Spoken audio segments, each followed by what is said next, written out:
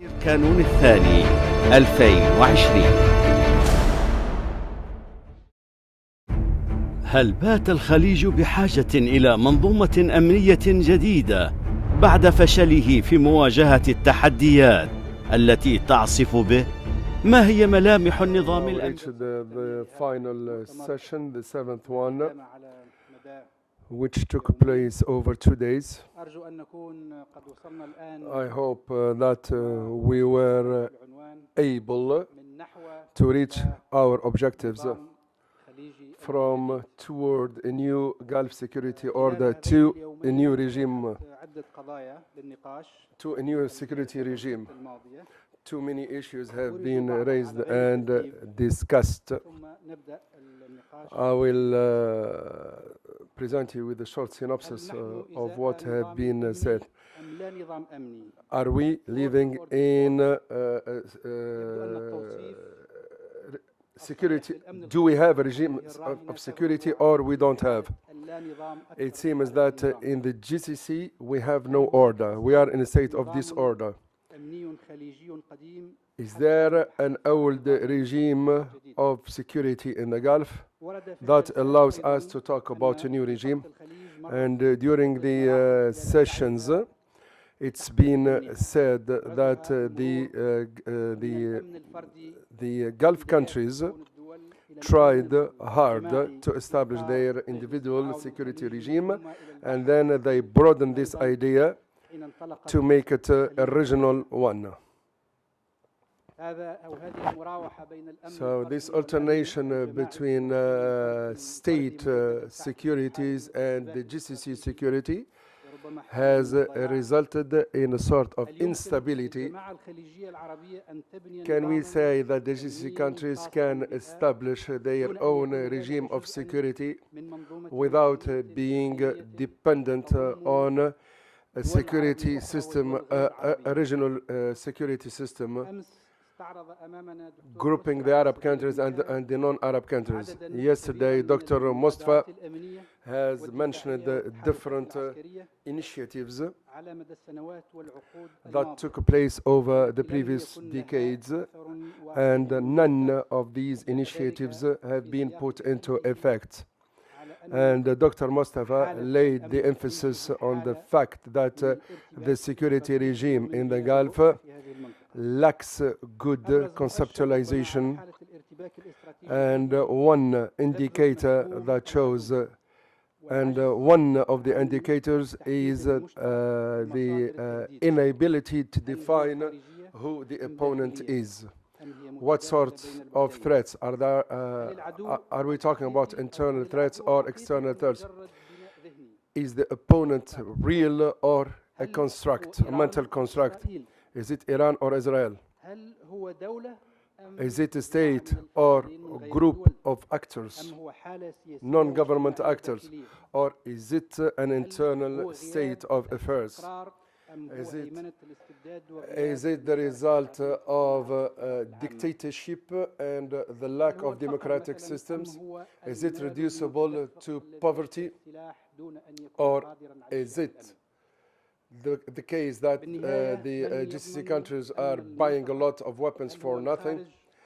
So, and finally, who is conceptualizing this security regime? Are they the external actors or the internal actors? How can we reach a regional security system while the priorities are made upside down? So we talk about the security of the state man and the security of the people and the security of the region. Can we say that the concept of security order shall take into account economic security, social security, and all sorts of security, the cyber security and the like? Can we also say that can help foster a good security order? And last but not least, did we reach the stage that we have to establish a new security order, or Are we, or do we have to limit ourselves to lessen the level of threats? أضرار استراتيجية كبرى أو شاملة mass strategic loss. هذه So these are the issues that have been raised in the previous 6 sessions. And now this will lead us to the final session toward the new Gulf Security Order. In order to discuss these issues, I have the pleasure to introduce Dr. Majed Al-Ansari, Professor of Political Sociology at Qatar University, Sami Al-Faraj, expert in conflict management and strategic planning, Ali Sari, member of the Iranian Islamic Shura Council, and Liqa Mekki, senior researcher at Al Jazeera Center for Studies. We have enough time to raise all these issues. And also we'll have time to take some questions and provide you with some answers. Let's start with Majed Al-Ansari. You've got 12 minutes, please. The floor is yours.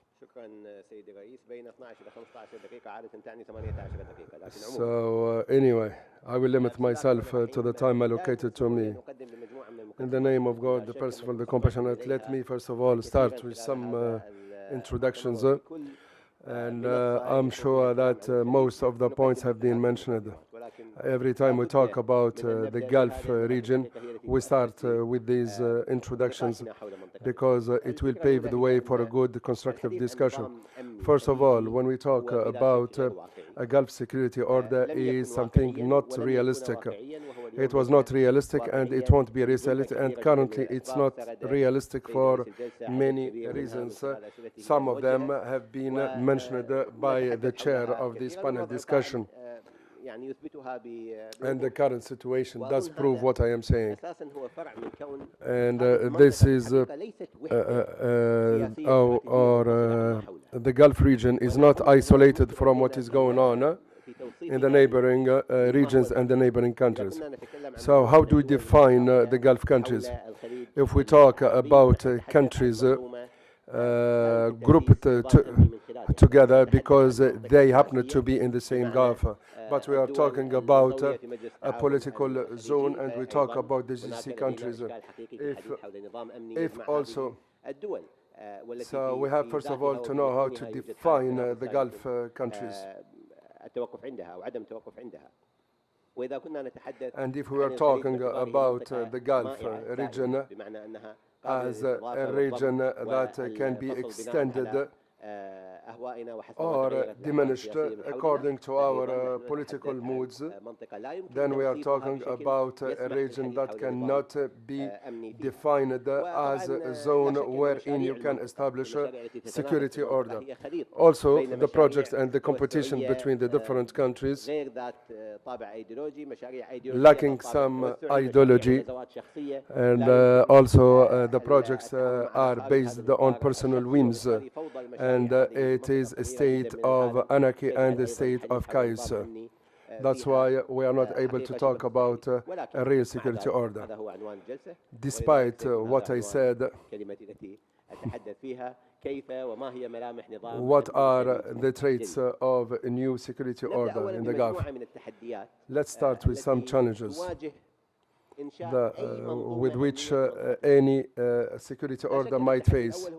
The first challenge is the conflict, is the regional conflict. So there is a conflict within the countries themselves. There are some countries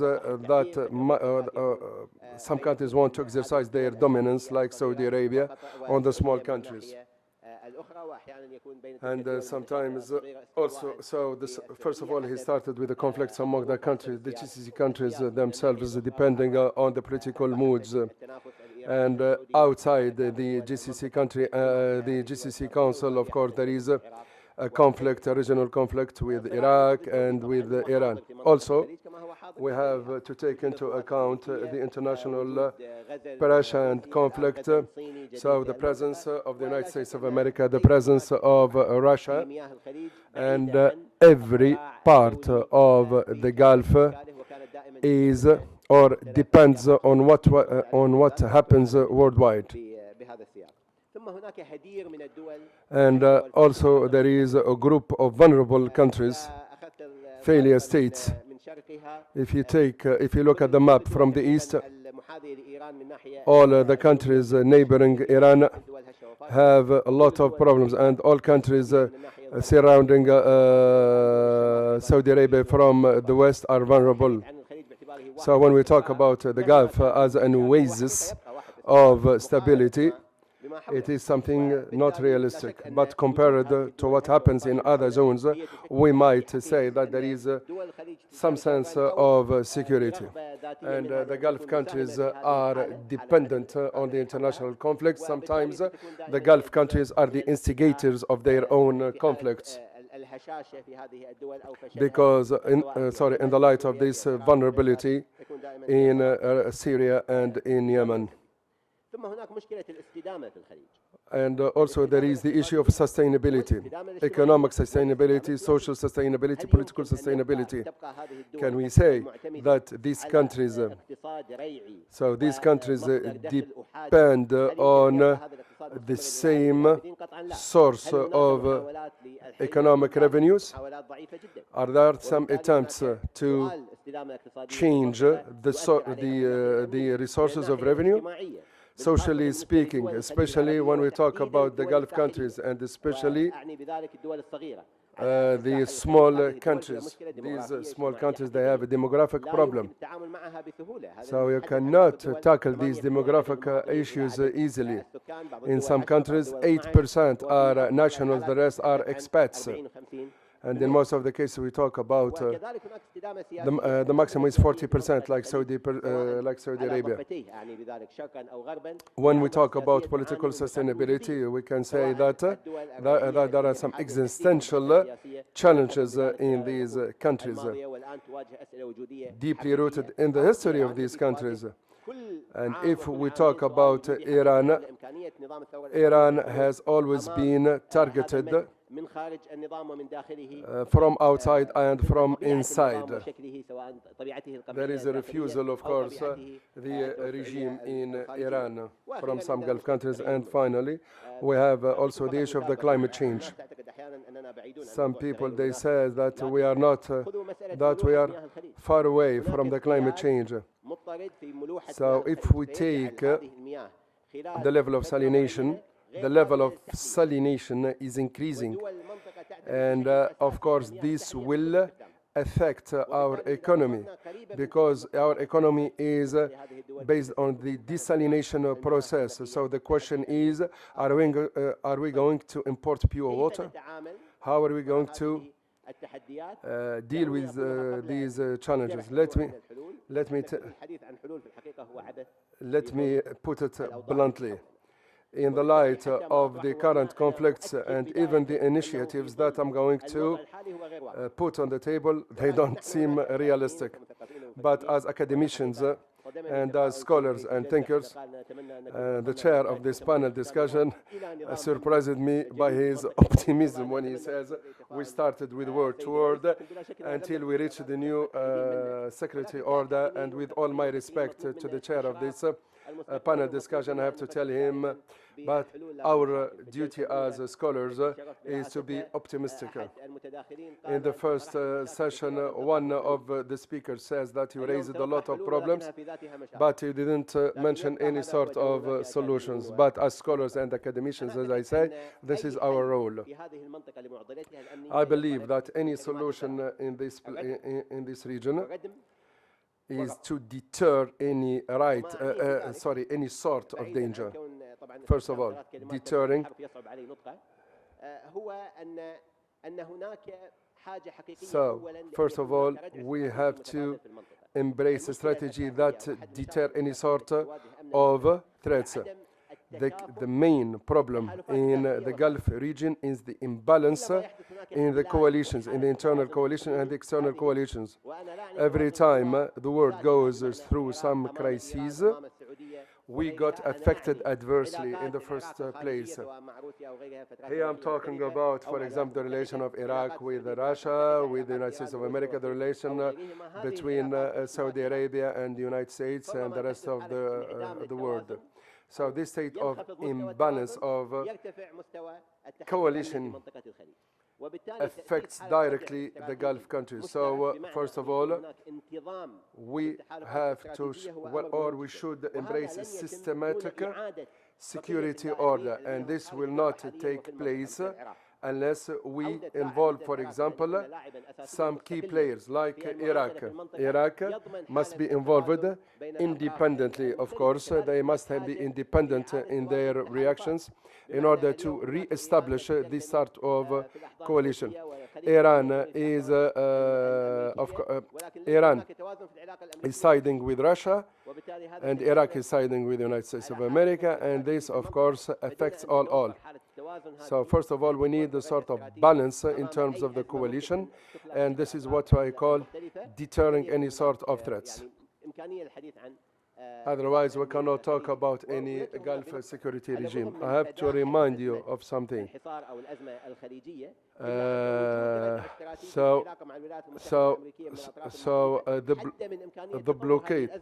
The blockade imposed on Qatar is deeply rooted in the history of the countries that enforced this, of course, that they have imposed the blockade on Qatar. Also, there is a lack of leadership in the region. Who is the real leader in this region of the world? And we are talking, of course, I'm talking about leadership with its different facets, and a true leader that might lead the people of these countries. And of course, we have to do away with the issue of vulnerability. So some gaps has to be filled. We cannot talk about any security or unified Gulf security order without filling in these gaps, and the gaps must be filled with the following. There should be a general consensus among the countries. Who leads these Gulf countries? Who is the leader? Who is the follower? So there is a state of ambiguity when it comes to leadership. So we have to reestablish the true sense of leadership in this region of the world based on the strategic benefits. Also, we talk about the development, the development growth. There is a huge gap regarding the development growth, and this instigates, of course, many, or serves as an instigator for many problems. The development growth in Iraq and Yemen must be on a par with the one in, for example, Saudi Arabia, the Emirates and Qatar, and also bridging or, of course, paying attention to the presence of the military forces. So some countries, they buy a lot of weapons, but they're not able to defend themselves. So this means that there should be a true military force based on the common strategic benefits. And finally, establishing a linkage. We cannot have an economic linkage and a relationship between the different countries without a strategic, I said, deterrence, and without filling in the gaps, as I said. So all the initiatives that have taken place during the last 30 years, starting from the establishment of the GCC, So this is the only way to reach any sort of success. There must be a sort of a mutual understanding between all the participating countries, a mutual or a true partnership and a fruitful partnership among these countries when it comes to the economic benefits. So, for example, the economic benefits of the Emirates must be related with that of Qatar and Saudi Arabia and the like. And when we reach this level of fruitful partnership, economic partnership, we then can be good partners to the outsiders like the European Union. And here I rely on the means of transport, let's say from the railroads and from the marine transport and the aviation service. So with this fruitful partnership, so this economic relationship can of course put an end to any imminent threats. There was a project of a railroad that will link all the Gulf countries, but this didn't or was not put into effect. So all these initiatives don't seem realistic, but the only hope, the only glimpse of hope relies on the vulnerability of the security order. The worse the security order is, people start to rethink their ideas about their security order. It seems that the region is waiting for a security catastrophe in order to wake up. But it seems that this catastrophe is imminent. But of course, the last thing is to be optimistic and to have hope and to rely on God. شكرا جزيلا دكتور ماجد. Thanks, Dr. Majid. وفي الحقيقة أنا بدأت بقليل من التفاؤل ولكن I started with a glimpse of hope, but your fourth point strengthened my hope. بسم الله الرحمن الرحيم. نعم إن شاء الله راح. بسم الله الرحمن الرحيم. طبعا تحياتي للجميع. I have to greet you all, and since the start of this conference, I was listening to all the interventions from all the participants,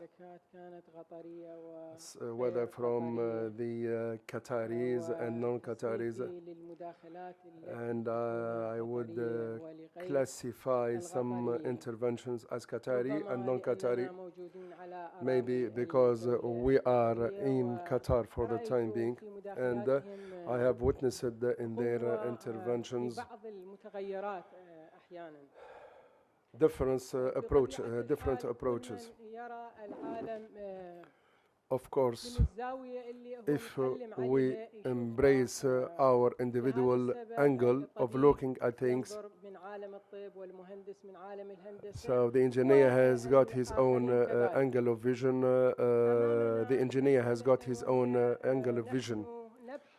but we are looking for an escape hatch from the zero-sum approaches, as it has been put by Mr. Al-Ansari. Mr. Al-Ansari says that yesterday there was a critical appraisal of, so as he says, one of the participants says that we are talking about, there was a lot of an analysis of the situation, but no solutions at all. But if we look at the input variables and the output variables, and how to design a system, so the parameters of change are clear, but one parameter is missing. So when we talked about energy sources and resources, كل هذا السياق But within this context, we can see, we can sense the absence, لمتغير أساسي the absence of one variable الكيان الصهيوني في المنطقة. is the presence of Israel in the region. لا أدري القصد بل Some people, يمكن البعض يتجاهل هذا some الوجود أو some هذا الظروف، هذا ignore اللاعب الأساسي في this المتغيرات key الحقيقية player في المنطقة. in what is going on المتغيرات in this السياسية region, والمتغيرات الاقتصادية politically speaking, وجميع economically speaking, and المتغيرات socially الموجودة، speaking. وحتى يلعب دورا And رئيسيا even في انتخابات some الولايات of المتحدة نفسها. Israel play a key role in the elections of the United States of America, let alone their key role in this region, especially when we talk about small countries.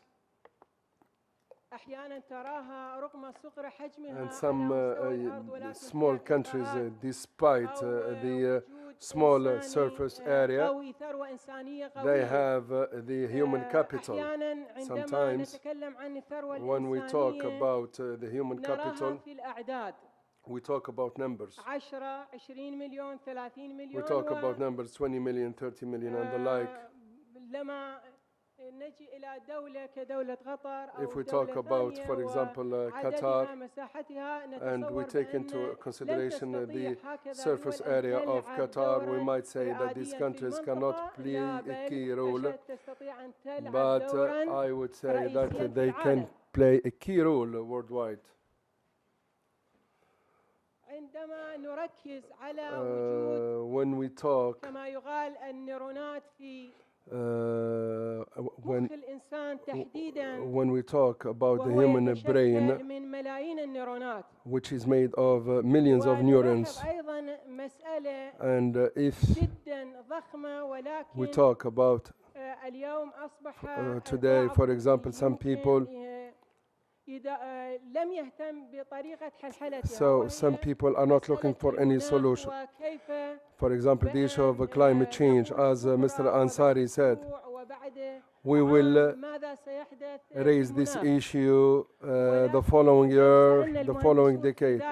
But if we ask the engineers, if we ask any engineers, or if we ask some neurologists, كم نيرون حاليا وتستطيع and if we ask them how many neurons make up the human mind and how can they solve such issues.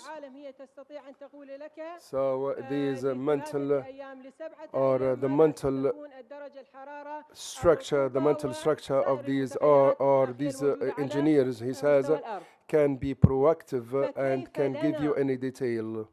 فكيف لنا So نحن لا أقصد if فقط this is the المسلمون، case, لا بل جميع شعوب I'm not talking العالم. about Muslims only, I'm talking about all the human beings. مليونات من النيرونات، If وخاصة على each منطقتنا person هذا has got millions of neurons in his mind or in his brain, حتى باستطاعة الدول الصغيرة even the في small الحجم countries من with the حيث small الجغرافيا surface areas والإنسانية أيضاً to play a تستطيع key أن role, تكون رائدة ودقيقة and they can وقوية، perform the role ولا of تحتاج leaders, إلى آخرين and they don't need أن others, يصمموا لها، and they ولكن don't كل ما يجري need هناك others أنه to be موجودة the designers of their policies. أو أوجدوها دولة But باسم of course, الكيان الصهيوني، وهي they تلعب enforced دورا Israel رئيسيا. in this region, and وعندما they are the key players تكون in this هناك region. دولتنا And when الجمهورية our الإسلامية countries في and إيران when منذ Iran, انطلاقتها when the Islamic لعبت Republic دورا in Iran رئيسيا played a key أمام role هذا المتغير الرئيسي في to سياسات الشرق deter الموجودة any في threat العالم from وبالذات في Israel الشرق الأوسط، and the Gulf خصيصاً region, في منطقة GCC. especially in the GCC لهذا area. السبب For this reason, هم من خلال السوشيال ميديا، من خلال using the الإعلام social القوي media الموجود لديهم، من platform خلال and using الشركات their القوية، media and their companies يحاولون أن are trying all the time يقولوا للعالم to tell the بأكمله، world, وخصيصاً and العالم في especially منطقة in the الشرق الأوسط GCC والGCC، countries, بأن إيران that Iran is the main الجمهورية source الإسلامية of في إيران threat. هي تكون تهديداً لكم، Is the main والعكس threat تماماً. is Iran. نحن But the opposite is true. عندما ندقق If في we سياسات الشرق الأوسط، analyze the policies of من سبب the Gulf, الحروب في who caused الشرق الأوسط، who من caused these سبب wars in the Gulf, عندما باتت أو انتهت الحرب الإيرانية when العراقية the Iraqi and the أصبحوا Iran war يقبلون came to an end, سيناريوهات خصوصاً they الامريكان started في to دولة العراق embrace some scenarios ويبرمجوا in دقيقاً Iraq تحديداً كما in أشار order المسؤولين to العراقيين cause السابقين. chaos التنسيق كان in هناك the في Gulf السفارة area. الأمريكية في العراق لغزو الكويت. So وبعدها the Americans, دقيقاً عندما غزا the Americans, of course, discussed the Kuwaiti invasion. But after Iraq invaded Kuwait, المتصدر الرئيسية the لغزو United الكويت. States of يعني America هي played تريد the role تحرير of the الكويت protector of تلعب هكذا Kuwait. دورا في منطقتنا. They wanted to عندما play a تتجه role, but he أحياناً says, وبعد حتى so, إلى but يومنا if we make a هذا sort of an نرى in-depth دورها analysis, الرئيسي. we can sense their key role. لماذا هم يفعلون بمنطقتنا هذا؟ Why are they doing what they are doing in our region? Because this region is very rich, oil, and their geographical position. And of course, Donald Trump made it clear that he wants to take the best of this region, and that's why the Israelis are in love with Trump, because he knows that they will help him being re-elected. The presence of the weapon companies, if had it not been for these policies, how could the weapon companies sell their weapons? And how can they make the GCC country spending billion of dollars? We have proved with a highly lower budget you can make your own weapons, and you don't need them. You don't need a protector. So you might think that you need the outsider in order to dominate your neighboring countries, and now you wanna also play a key role in North Africa, and so what we need. So what we need a new security order. The starting point will depend on how to put an end to these conflicts. Some people are doubtful towards some people are doubting our position towards what is going on between the Arabs and the Israelis, and how they moved the American embassy. So when the United States of America moved the embassy to Al-Quds, and then they are asking the Arab countries to be part of this conspiracy, he says. So how can we understand what's going on? There is a designed policy as Muslims. We have to respect each other, and there are many in the different countries, in the GCC countries, in Iran, in the Gulf countries, in Iraq, and the other countries.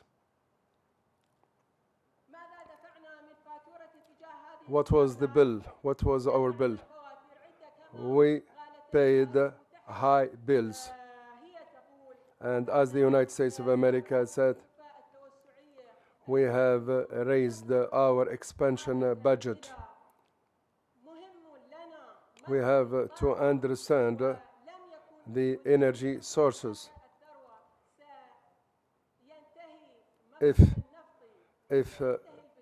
If oil production will come to an end, we will live in a world without oil, especially the GCC countries. What are you going to do when oil comes to an end as a source, and when the gas comes to an end? Yesterday, when there were some observations from a Qatari participant talking about gas production. But let's talk about the post-gas era and period. There are many sanctions imposed on us. يحارب ضد الكيان الصهيوني، Everybody who fights Israel is a terrorist. ولكن But من يسمح who is allowing لمنظمات إرهابية these terrorist groups to be present in the GCC? ولكن في منطقة جغرافية هم But geographically speaking, they allow these terrorist or terrorist groups to export oil and make a lot of money. العسكرية لتلك المنظمات And you know how, of course, they are supporting the terrorists, he says. And thanks to the United States of America, these terrorist groups were kept alive. For those who might ignore this issue, عفوا يقولون لي دقيقة so he told me that I have 1 minute. ولكن علاوة على Added, هذه علينا الإطار مشخص لتحديد we have to have an objective diagnosis of our security order. الأول First of all, مبادرة السلام في هرمز we proposed the Hormuz peace treaty, الأمن والسلام في المنطقة providing peace in country, exchange or delve into constructive dialogue and a good development growth for all the countries. And together we can build peaceful relations and we can foster our economic growth. So when we talk about peaceful interaction, is it just a hope or a realistic issue? First of all, we have to engage in a constructive dialogue, but we have to engage in a constructive dialogue. So of course we exchange ideas based on what? Based on the external factors.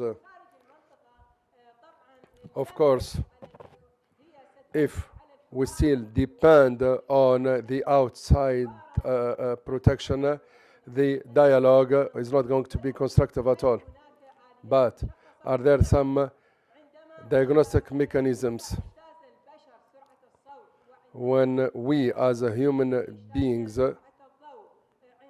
when we were able, when the human being was able to go to the space, and when the human beings were able to make all these innovations, this means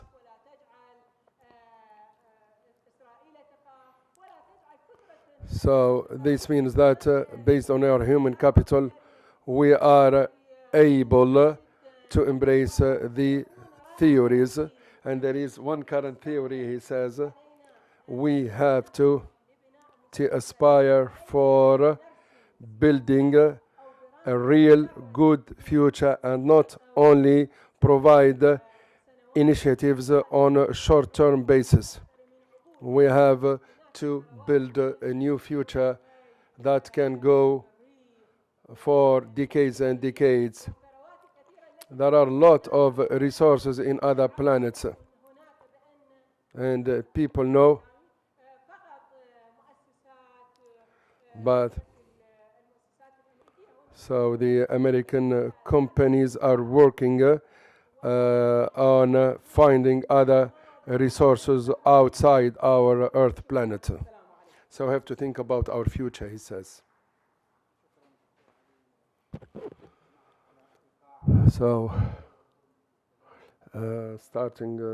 so I will catch up with the Hormuz peaceful treaty, and maybe at the end we'll give you the floor to talk to us about the underpinnings of this treaty. So I would build, or I will start from what my friend finished. He was talking about building a new future by relying on resources from other planets, but we are still and able to build the future on our planet. He says, as the doctor said or put it, we are still having some peace, but people who didn't live in Syria, Iraq, and Libya, and to some extent Egypt, cannot understand what we mean by our speech. It's a hell in the real sense of words. Maybe you didn't visit Iraq, Yemen, and Syria. A high death rate. And of course, the countries behind what is happening is Iran, the Emirates, sometimes Qatar, he says. And so we are awaiting a real catastrophe, because we are talking about a national system, and all the countries are looking for a vital space. At the end of this symposium and conference, we are really tired, and I'm not going to be lengthy. So I am the last speaker, and I don't have a lot to say. But there are some remarks and observations. Some of these observations will open up the way for a good thinking.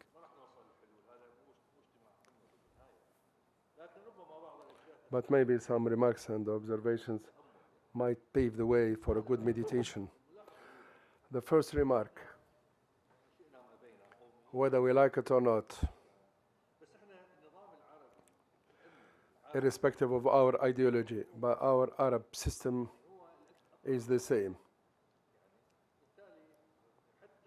Even if we keep away from the nationalist movement, but people still talk about the Arab security order. So in the Arab world, there are some key countries: Iraq, Syria, Egypt, and before the 1980s, Algeria. These countries collapsed. Starting with Iraq, 2003, Syria, Egypt got weakened, and Algeria, after Boumediene, vanished. Who took the lead? The other countries that used to be rich, but they were not real leaders. They don't have the underpinnings of leadership, they don't have the experience and the expertise, and they don't have the traditions of leadership. The leadership has got its tradition. And even they don't have the possibility of any attack. If you want to be a leader, you must be able to be revived.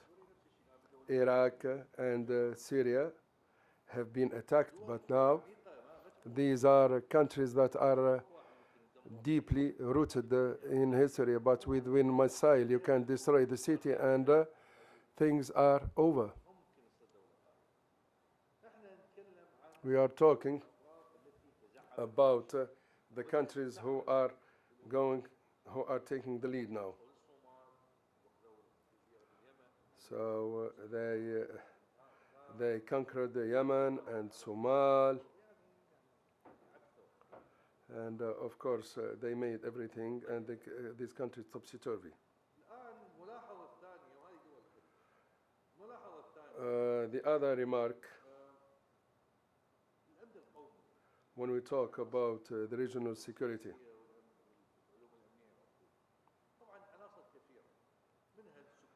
so we talk about, of course, when you talk about the security order, you talk about the demographic factor, your geographical position in the region, cyber security.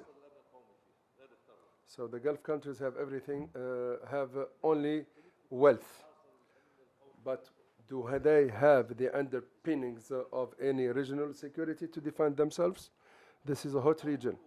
These countries since they were, or since they came into existence, these Gulf countries, they are aware of the importance of regional security. Apart from Oman and Saudi Arabia, given the number of people and their geography. But where does the problem lie? The problem is that after Syria collapsed and Iraq, and when they were faced with the first test, so they took the role of the leader, but they failed. You know, they started with Lebanon, Iraq, Syria, Yemen. Everywhere they intervened, they had a destructive effect. I'm sorry to say this, he says, even when it comes to the traditions of the Saudis, they were not able even to keep their ethics. They lost themselves and they caused our loss. But of course, religiously speaking, are the leaders, and they had this set, but they didn't. But they were not able to use it the right way.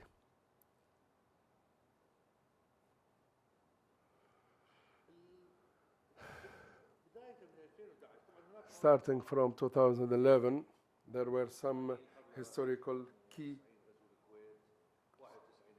cornerstones.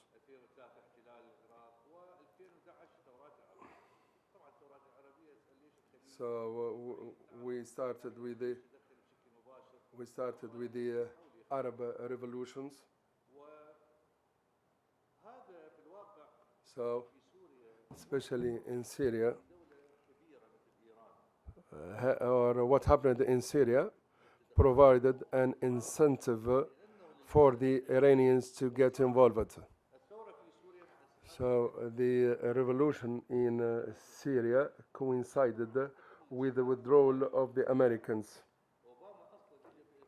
Obama in 2008 came with the decision to withdraw the American troops, and then he signed the treaty with the Iraqis. So the Americans withdrew, and Ahmadinejad says that we're going to fill in the gap.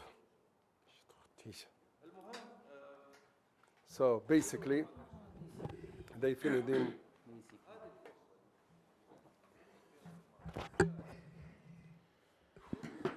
From 2008 till 2011, no Arab countries tried to fill the vacuum in Iraq.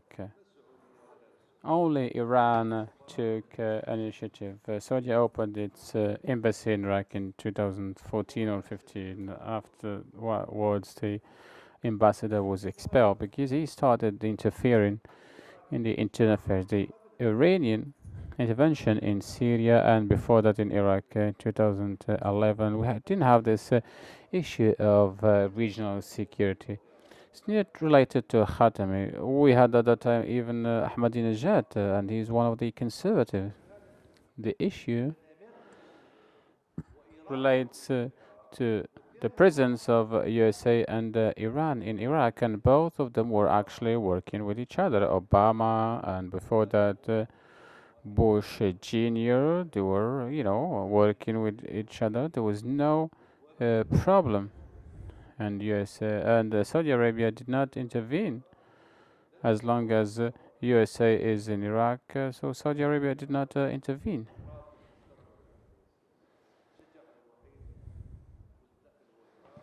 Only Iran intervened, and Iran helped the Americans to establish a political game in Iraq with the results we see today, with the worst people that ever existed in Iraq.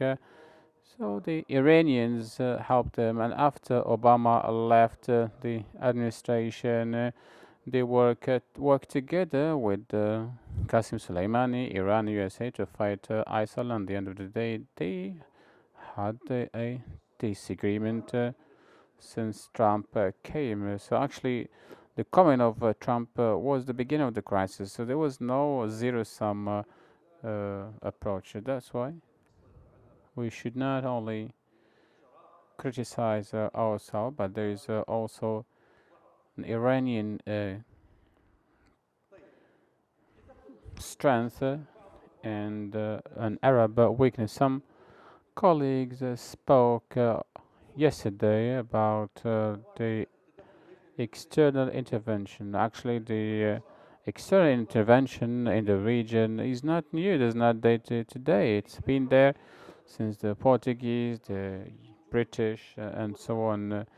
The GCC region cannot live without external intervention.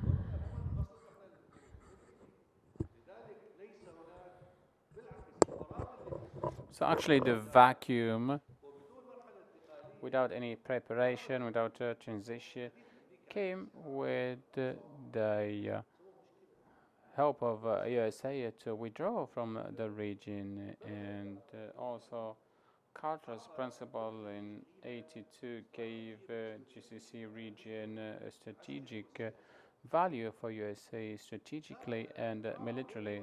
Trump gave out the principle of Qatar because he said that the Gulf is not important for us. We don't need its oil, and we don't have to protect it. If he really means what he says, because Trump is unpredictable. But as Aramco was struck, because if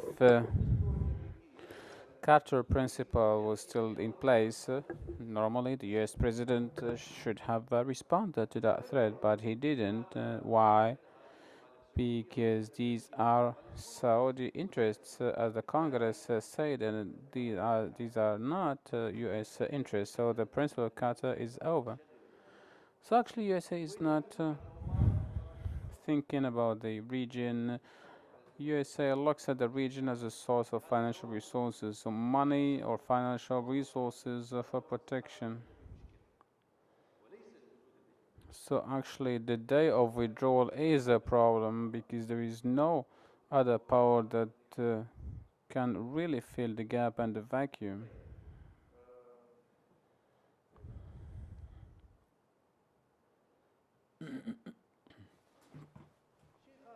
The other issue,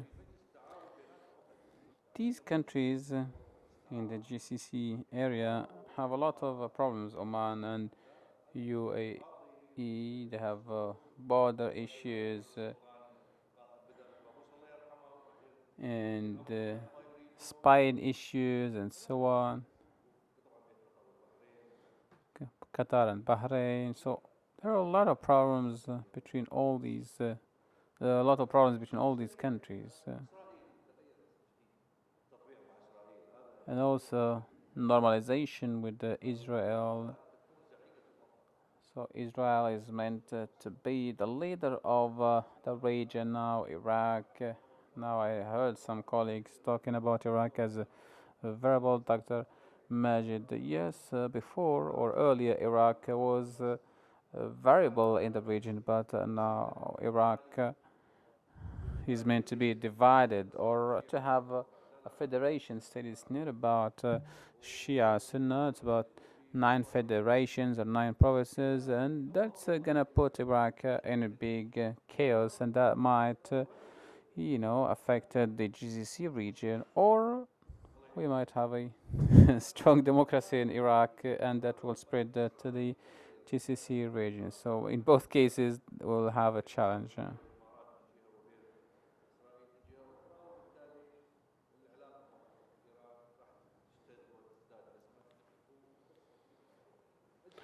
If you allow me a last sentence, you cannot count on the GCC Council today. We are in a new regional order. There is no zero-sum approach. You cannot see unity. We have new alliances, and this is going to go for a long time.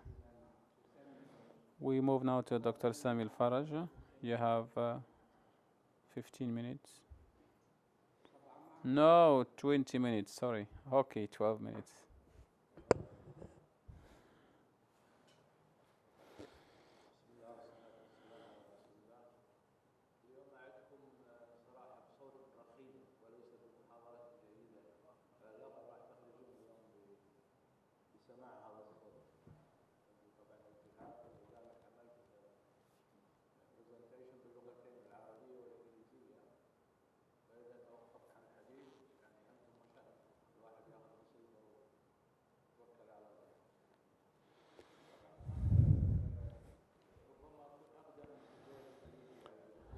So maybe I'm the oldest guest on Al Jazeera since 1996.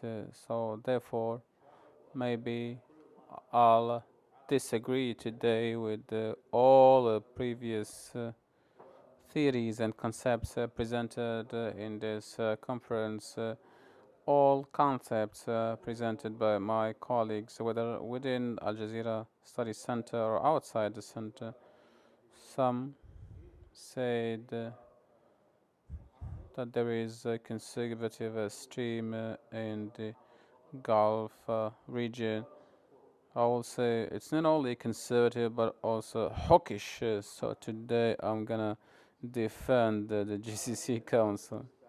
So this is the agenda our GCC Council establishing a new security order. They should apply to all fields: communication, transportation, e-commerce, and so on and so forth. So GCC region is not only about oil and gas, but it's beyond that, and we still hope to diversify the sources of our economy. Second, if we look at the GCC countries, how they perceive themselves, it's not about two Gulf citizens meet in Europe, and the first one say, "Where are you from?" It might say, "I'm from Qatar, Kuwait, Saudi." Say, "Ah, okay, you're Khaliji from a GCC area, from the Gulf." So this personality we encountered in terms of society, but after a research which lasted around 20 years in our sayings and concepts and all what determines our military strategies, and not everything is published. I think we inherited from the Prophet Muhammad, peace be upon him, the defense of the Arab Peninsula, and we can buy very modern warplanes, such as the case of Saudi Arabia and UAE, but still we cannot be successful in Yemen, and so. But it doesn't mean that we don't want to keep our supremacy. Also, the balance of powers. I think that we are always looking for a balance of power. Colleagues spoke in the previous session about the Turkish vision and the Iranian vision, and also visions of other countries. Because of this friction we have among all these countries, everyone is trying to have a part of the GCC pie. Everyone wants to be in the part of the maritime corridors. We have a Kuwaiti says, you know, the security system is there, although the decision makers are synonymous to failure. So I think the source of our mistakes is clear. We need to recognize our strategic weight and power when we decide to install a government in Sudan and Egypt and so on, or to intervene in Iran. I think that we are going beyond our limits to talk about Khuzestan and Arabistan in Iran. So this is all beyond our capabilities. We need to go back to our own limits, and this way we can have and guarantee our security. So we studied many of the rules in Saudi Arabia. Saudi Arabia, did a big mistake by going into Yemen. Victory in the war is actually after using power is to reach better peace than the previous status. Not, for example, what exists in Iraq. And we hear now that some Iraqis are showing some, sympathy to the era of Saddam. They really want to be to go back to the era of Saddam.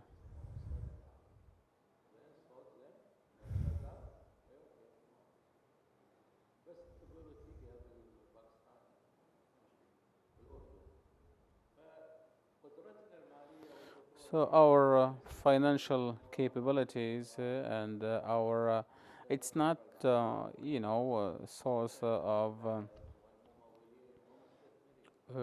shame to say that our ability is limited to oil and gas.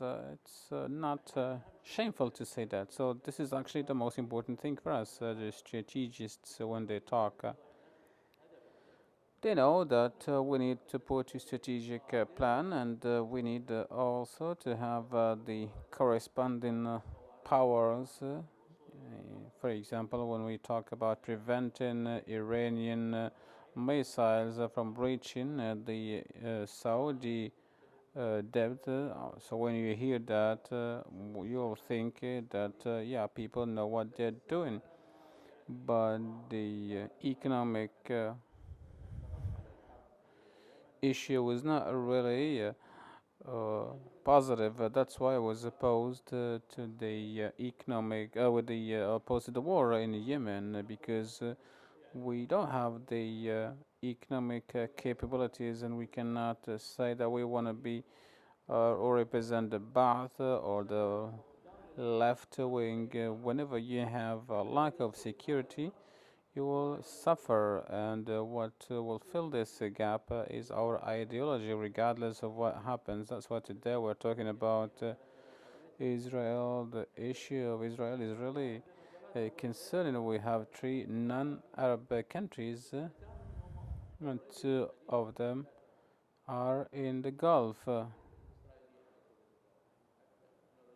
And why not Israel? Israel, are very competent, and if we can achieve the rights of Palestinian people, why not? So everyone is saying we are against the deal of this century. So what about those in jail, the Palestinians in jail? What about those in Gaza and so on? When we talk about safety and security, security is not only political or military. For example, today we are suffering from cultural security and safety. So you see most people speaking, wear Gulf clothes, and only very few of them. So the countries of the GCC needed to safeguard the security, and if we could not convince, for example, the Arab brothers, for example, the Egyptian President Al-Sisi, say, yeah, we still have hope. I don't think that he's accurate when he's saying that.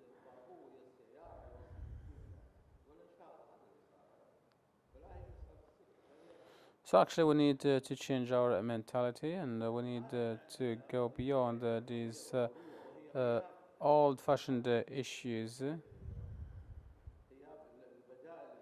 Actually, there is a lack of alternatives and other options when we talk about Iran and the nuclear deal.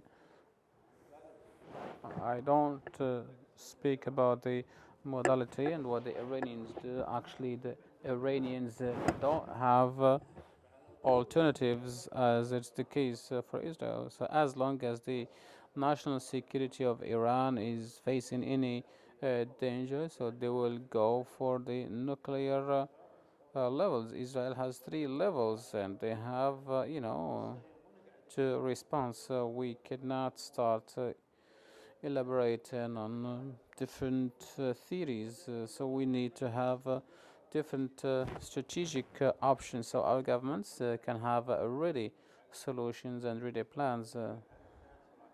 So we need to know when we can use which solution and which solution is effective. So actually, we don't have this strength. Also, the sources of threat were mentioned.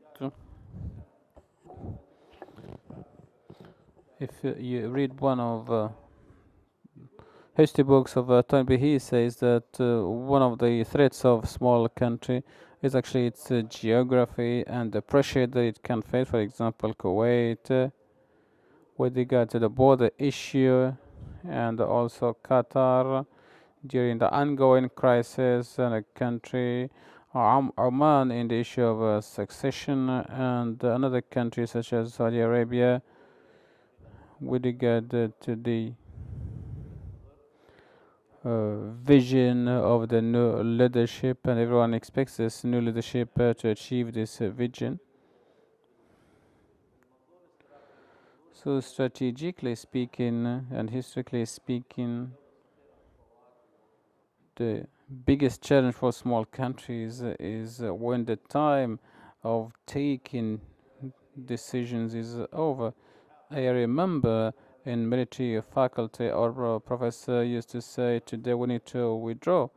I tell him always, why withdraw? We haven't started yet. And after discussing, he says, take some rest, you can have a break. I ask him, have you ever driven a car in Kuwait? So I told him, please try to drive a car from Abda in Iraq to Khafji in Kuwait. So today we lost some of that geographical space. So I said, from where should we withdraw? I said, we should not bring you, we should bring Israelis actually.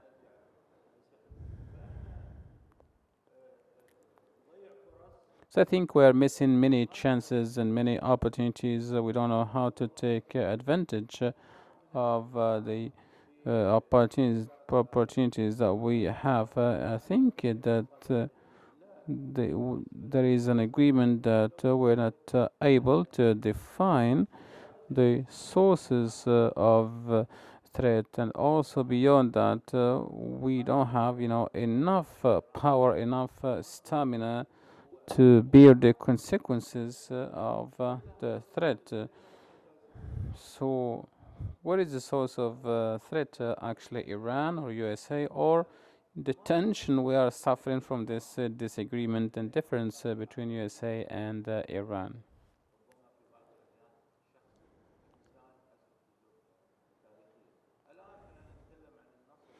So today we are talking about victory. When we talk about victory, I'd like to remind you of what said. Any victory should achieve a better peace. The fourth aspect relates to our concept of managing strategic assets and strategic resources. In my experience of 30 years since the invasion of Kuwait by Iraq, I can say that we can say that we are divided. We have a strategy, of course, we have a lot of resources, but we don't know how to manage these resources and these assets. Some people, when they try, to steal, they don't steal at the right time. So this is the problem. They don't choose the right timing, and there is a lack of a strategy to manage the available resources. So if we come after what Mr. Samuel Faraj said, what can we achieve? So of course we need a political decision. This is of course a big obstacle, but now when we talk about the Saudi-Qatari crisis, we should not forget what Mackinda said. The heart is Saudi Arabia, and that's the heart of the Arab Peninsula. And the heart will always rely on smaller countries to defend itself. When we talk about warplanes and anti-missile systems, so we have all these systems, but you know, in case of war, Qatar and Saudi Arabia need to work together, and in case of war, Qatar would not show confidence towards Iran because there will be different arrangements. because all GCC members will work together to respond to any threat coming from Iran. The second issue is to restructure the GCC Council as a defensive alliance. Unfortunately, the GCC Council was established on the principle of facing the Iranian danger. So actually, the Iranian danger was not there. We had another danger, which is Saddam danger and the Iraqi danger. But both Iraq and Iran did not take any land from the GCC region. So which country took land from the region from 1981? I give you maybe three options, A, B, C. Now we come. The defensive alliance is different from security arrangements. The alliance between GCC countries, when we talk with Iran, when we talk about Yemen, Iraq, and even with Jordan, Morocco, Israel. So this means security arrangements. I think that we should start with the closest countries to us, Iraq, Iran, and Yemen, and after that we can include arrangements with Jordan, for example, and then we need confidence building measures.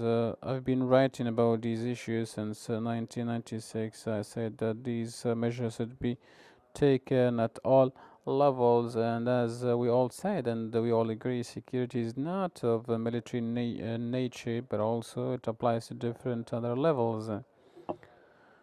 And also military measures are only part of this broader picture. At the end of the day, and this is my own point of view, the biggest security system anywhere in the world is a system which is fulfilling the ultimate goal of the human being, which is development. So actually development is the concretization of security. For example, in Kuwait, if we talk about the slogan of development in Kuwait, so this is actually the goal. Now, in order to have a capability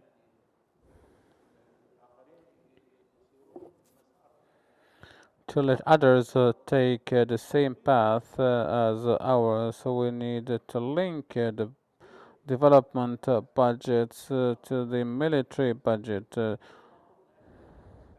The less military budget we have, the more budget for development we'll have. So actually, the military budget is a big burden for the populations in the region. Whether we are working with allies or we are working against other countries. So, for example, we have Basij members joining the Basij since the age of 16 or 18. So why should we lose such capabilities? They should be part of the international community. They should be in the field of education. When we increase the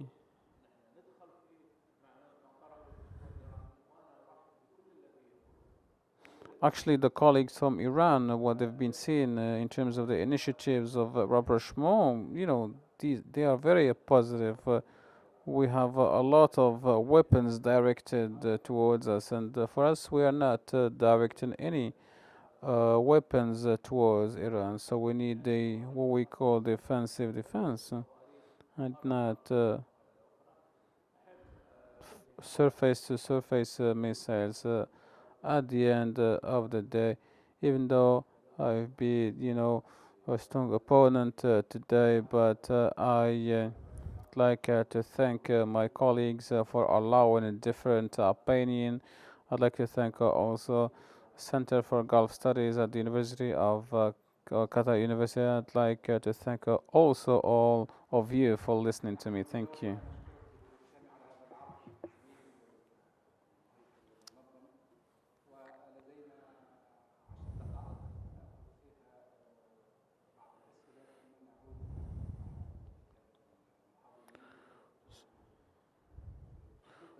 So we have only 10 minutes left for questions and answers. I have quick comment with regard to Israel. I think Israel was used functionally in the Arab world since its recognition by the royal system in Iran. And the Islamic Republic used it also for ideological reasons and in order to infiltrate into the Arab political system. And when we talk about normalization of relations, it's also being instrumentalized functionally, and this is not related to values or defending Palestine and liberating Palestine. It's all related to using it functionally to reach their own objectives, and these objectives do not take into consideration stability, safety, and security in the region, whether at a political level. They don't take into consideration protection of borders of the region, or maybe these countries try to uh, guarantee their relations with the USA.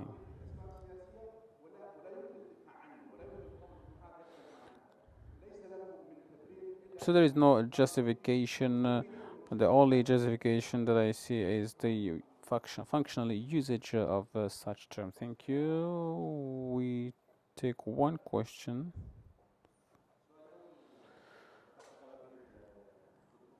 Dr. Sami, you spoke about Israel. I'm gonna talk from a strategic point of view. You provided a definition of strategic thinking, which is achieving a better peace. So let us apply this to Israel. What will the region achieve if the region normalizes its relations with Israel? Israel targeted Tammuz nuclear plant in Iraq. Israel looks at all the powers of the region as very weak, and they wanted to weaken all the powers. You said that we need to strengthen our powers so they can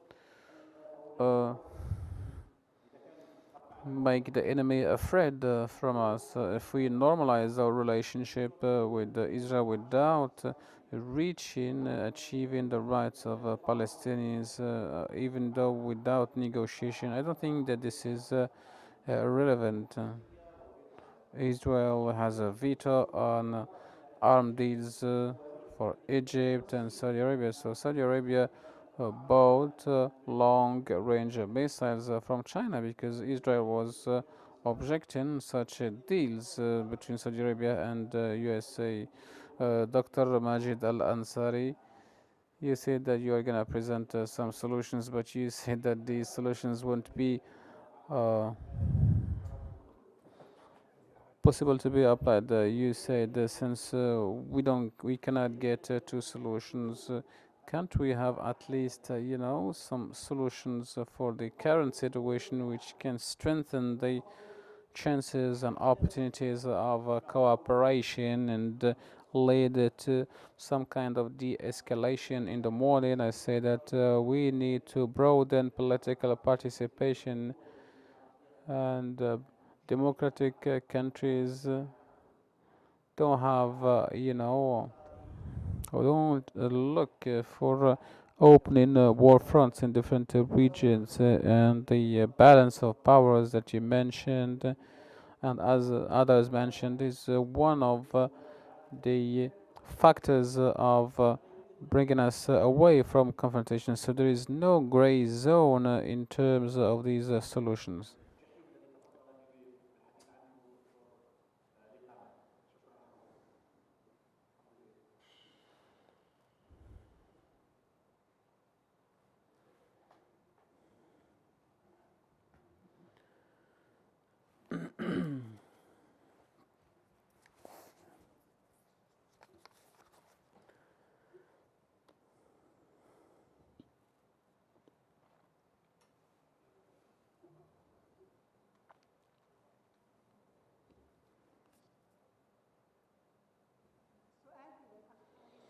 My question goes to Ms. Ali Sari.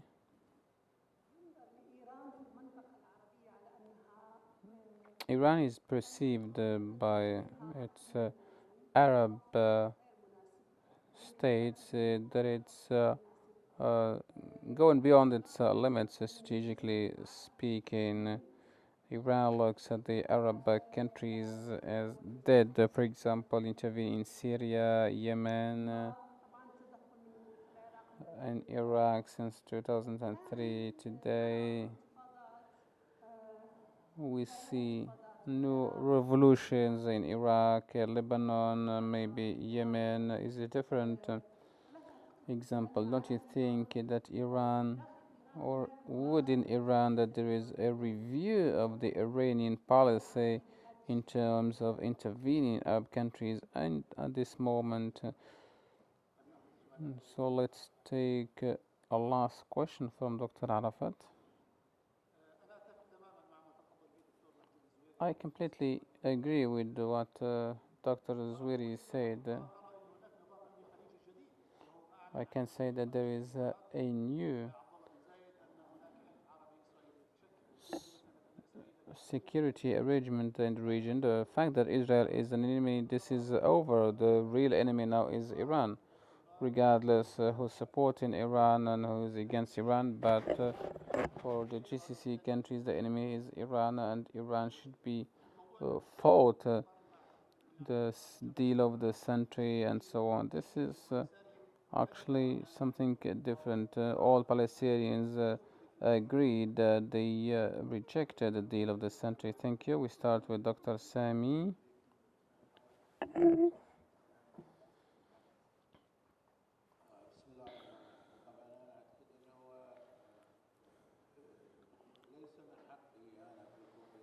I think that I'm not entitled to talk about those who are in Israel and in Palestine. This is my point of view, and also my point of view was not followed by the Palestinian leadership, by Yasser Arafat, as they tried, to negotiate on behalf of Kuwait. And also, the situation of Palestine is different from Kuwait, from Qatar. So we faced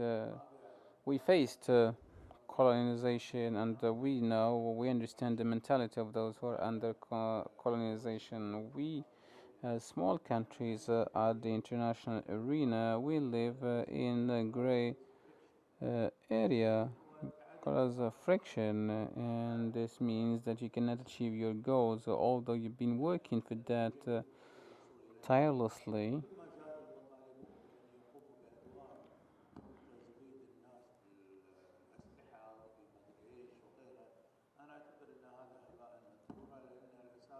So I think as long as there is no security, we cannot think about development, and the real security starts from your neighbors, because whatever affects you affects also your neighbors. If I go, for example, into war with Israel, maybe you didn't understand me, you didn't get my point. How would it be, stupid and crazy to go into a war with Israel? So before going into that war, I need to make sure that the situation I will have after the war will be a better peace. So I'm writing memories of the authorities of my country since 30 years, my country Kuwait, with relation to different issues, the Palestinian issue, the negotiations, and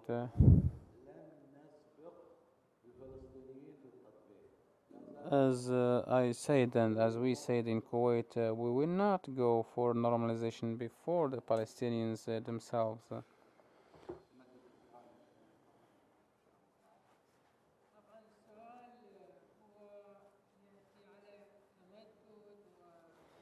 So the question relates to the expansion and the timing, which is not favorable before the Islamic revolution in Iran, and also the war strategies formulated at that time for protecting the national security and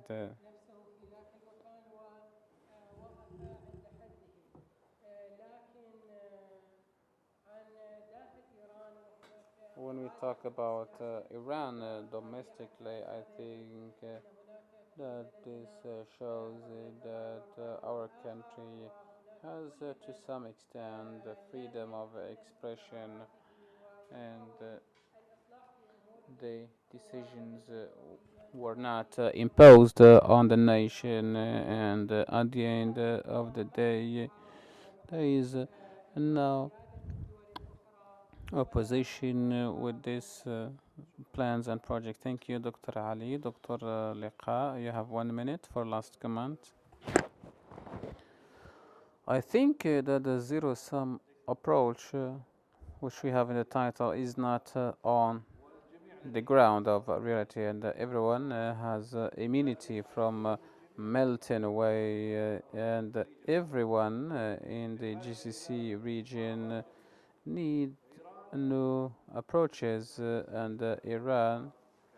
I hope that all my colleagues from Iran transfer this to their leadership. General Soleimani passed away, and he had, a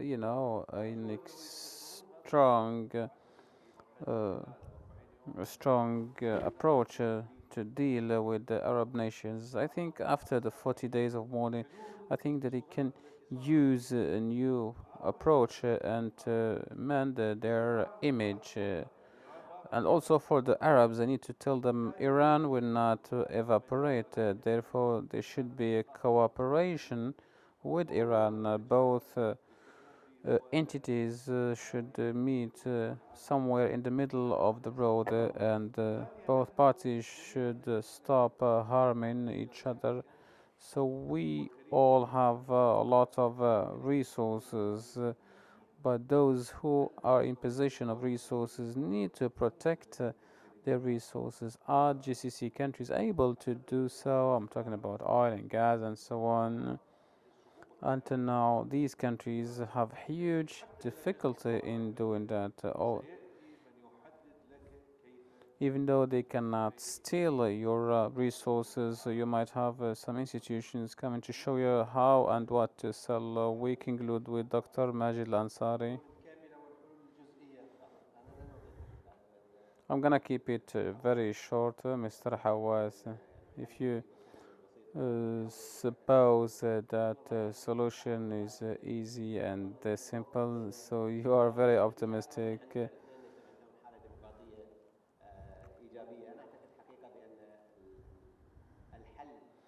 I think the solution starts by strategic security. So every party should feel some kind of strategic security to start engaging with the other party and discussing with the other party. With regard to the economic cooperation, this can happen only in light of political consensus, and the clear example is the cooperation between Iran and the UAE.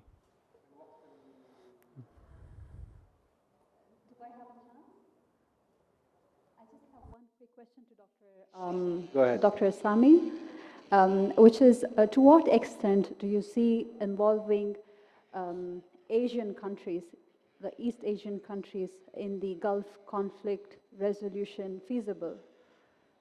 So to what extent do you see that feasible? Given that Asian countries are also a huge market of Gulf energy trade and so on. I think they have a role to play. I've discussed this. I went twice to India and also to Pakistan and to China. With regard to what they have, like an interest, it is labor, and it is really the biggest labor market for them. The second thing is the remittances coming from this labor to India, for instance, is one of the largest, if not the largest. With regard to their representation in the Gulf, there is a lot. I mean, there are With regard to what the Indian ministers from both parties informed me, they have 6 million jobs, and they are in no way to leave it to China, okay? And the Chinese want similar quota here in the Gulf.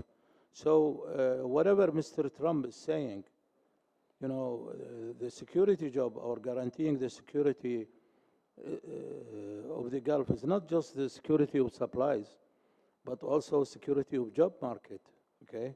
The same thing with regard to Arab countries, with regard to Egypt, for instance. Now in Kuwait, we have 750,000 Egyptians and 750,000 Indians, so they can quarrel together but still calm. شكرا جزيلا دكتور سامي. شكرا جزيلا لكم جميعا، للدكتور ماجد الأنصاري، الدكتور سامي الفرج، والدكتور علي ساري. Thank all the speakers and all the participants. Thank you so much. With this, we come to the end of this scientific symposium. Thank you so much. جواد كيفاش تروح؟ كيف تروح؟ وين ساكن؟ المنشود. وهل آن الأوان للخروج من المقاربات الأمنية الصفرية نحو نظام أمني خليجي جديد؟